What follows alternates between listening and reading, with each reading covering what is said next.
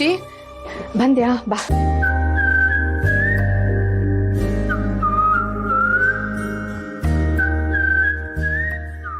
Bhavanamma, school ಮುಗೀತು, teacher homework ಕೊಟ್ಟಿದ್ದಾರೆ. ಹೌದಾ, ಸರಿ. ನೀನೊಂದು ಕೆಲಸ ಮಾಡು. ನೀನು ಫಸ್ಟ್ ಡ್ರೆಸ್ ಚೇಂಜ್ ಮಾಡ್ಕೊಂಡು ಒಂಚೂರು ತಿಂಡಿ ತಿನ್ಬಿಡು, ಆಮೇಲೆ ಹೋಮ್ವರ್ಕ್ ಮಾಡ್ತೀಯಂತೆ. ಓಕೆನಾ? ಅಜ್ಜಿನು ಮಾಡ್ತಿದಾರ, ಘಮ ಘಮ ಅಂತಿದ. ಓ ಹೌದಾ? ಭಾವನಮ್ಮ, ಏನಿದು?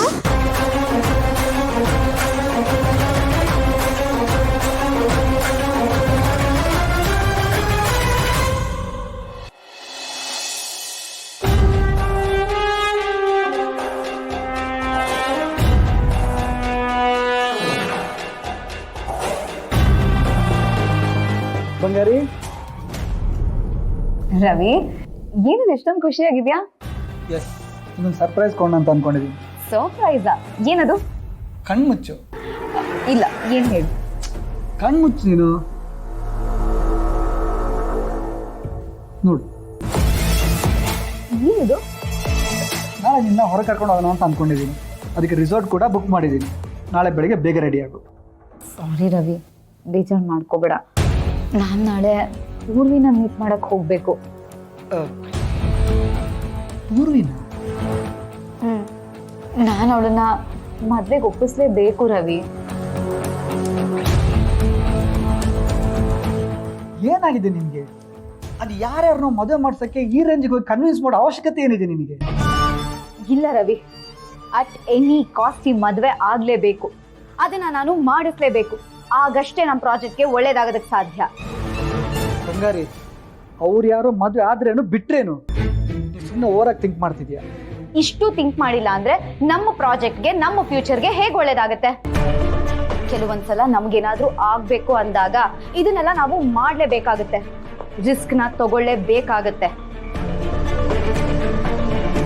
ಬಂಗಾರಿ, ನನಗೆ ಯಾಕೋ ಇದು ಸ್ವಲ್ಪನೂ ಸರಿ ಅನ್ನಿಸ್ತಿಲ್ಲ. ನೀ ಸುಮ್ಮನೆ ನಿನ್ನ ಟೈಮ್ನ ಅವ್ರ ಹಿಂದೆ ಬಿದ್ದು ವೇಸ್ಟ್ ಮಾಡ್ತೀಯ ಅಂತ ಅನಿಸ್ತಿದೆ. ಡೋಂಟ್ ವರಿ ರವಿ, ಮುಂದೆ ನೀನೇ ನನ್ನ ಹತ್ರ ಬಂದು ನೀನ್ ಸರಿಯಾಗಿ ಮಾಡಿದ್ಯಾ ಅಂತ ಹೇಳೇ ಹೇಳ್ತೀಯ. ನೋಡ್ತಾ ಇರು.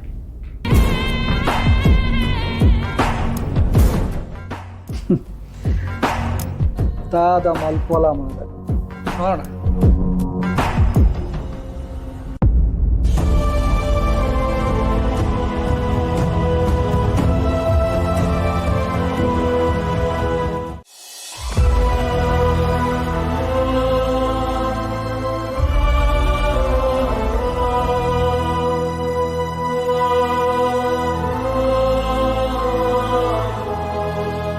ಅರೆ, ಇದೇನ್ರಿ ಆಶ್ಚರ್ಯ, ಇವತ್ತಿಷ್ಟು ಬೇಗ ಬಂದಿದ್ದೀರಾ?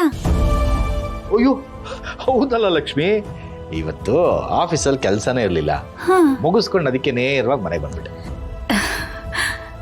ನೀವ್ ಈ ರೀತಿ ಮನೆಗೆ ಬಂದು ಎಷ್ಟು ವರ್ಷ ಆಯ್ತು ಗೊತ್ತಾ? ಕೆಲಸ ಬೇಗ ಮುಗಿದ್ರು ಓವರ್ ಟೈಮ್ ಮಾಡ್ತಾ ಇದ್ರಿ.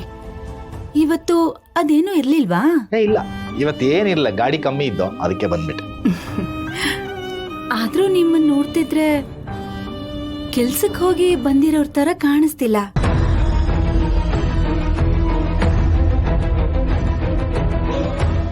ಅಂದ್ರೆ ಲಕ್ಷ್ಮಿ, ನನ್ನ ಮಾತಿನ ಮೇಲೆ ನಿನ್ಗೆ ಅನುಮಾನನಾ? ನಿಮ್ಮೇಲೆ ಅನುಮಾನ ಪಟ್ರೆ ಆ ದೇವ್ರ ಮೆಚ್ತಾನ ಹೇಳಿ? ಯಾಕೆ ಹೇಳ್ತಿದ್ದೆ ಅಂದ್ರೆ, ನೀವ್ ಕೆಲ್ಸದಿಂದ ಬಂದ ತಕ್ಷಣ ಮೈ ಕೈ ನೋವು ಅಂತ ಹೇಳ್ತಾ ಇದ್ರಿ. ಆದ್ರೆ ಇವತ್ತು ಆರಾಮಾಗಿ ಕೂತಿದ್ರಲ್ಲ, ಅದಕ್ಕೆ ಕೇಳ್ದೆ. ದಿನ ಒಂದೇ ತರ ಇರುತ್ತಾ?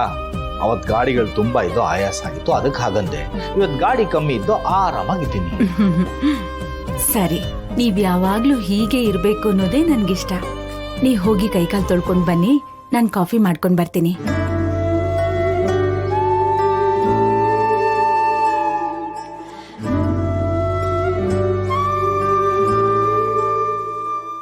ಲಕ್ಷ್ಮಿ, ನಿನ್ ಮುಂದೆ ಸತ್ಯ ಹೇಳ್ಬೇಕಂದ್ರೆ ಬಾಯೇ ಬರ್ತಾ ಇಲ್ಲ. ಅದಕ್ಕೆ ಸುಳ್ಳು ಹೇಳಿ ನಂಬಿಸ್ಬಿಟ್ಟೆ. ನಿನ್ ಮುಂದೆ ಸುಳ್ಳು ಹೇಳ್ತಾ ಇದ್ರೆ ಹೃದಯ ಮುಳ್ಚಿಟ್ಟಂಗಾಗತ್ತೆ. ಇದು ಯಾವಾಗ ಕೊನೆ ಆಗುತ್ತೋ ಗೊತ್ತಿಲ್ಲ.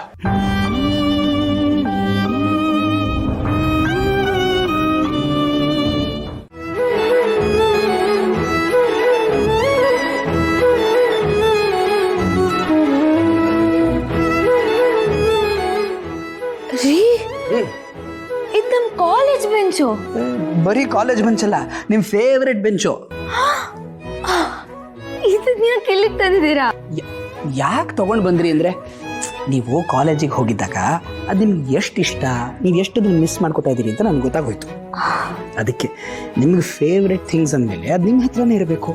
ನಿಮ್ಮ ಮೆಮೊರೀಸ್ನೆಲ್ಲ ರೀಲೋಡ್ ಮಾಡಬೇಕು ಅಂತ ಈ ಬೆಂಚನ್ನು ತರಿಸ್ಬಿಟ್ಟೆ. ನೋಡಿ ನೋಡಿ ನಿಮ್ಮ ಮುಖದ ಮೇಲೆ ಹೇಗೆ ಖುಷಿ ಅರ್ಳ್ತಾ ಇದೆ ಅಂತ. ಆದ್ರೂ ರೀ, ನಾನೇನೋ ಸುಮ್ಮನೆ ಬಾಯಿ ಮಾತಿಗೆ ಅಂದೆ, ನೀವು ನೋಡಿದ್ರೆ ಮನೆಗೆ ತಂದ್ಬಿಟ್ರಲ್ಲ.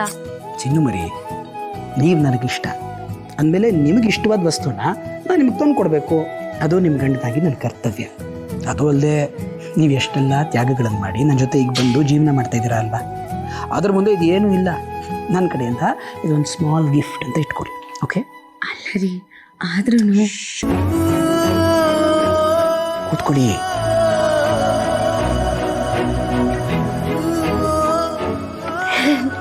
ನಾನು ಇಲ್ಲೇ ಕುತ್ಕೋತಾ ಇದ್ದಿದ್ದು. ಬನ್ನಿ, ನೀವು ಕೂತ್ಕೊಳ್ಳಿ.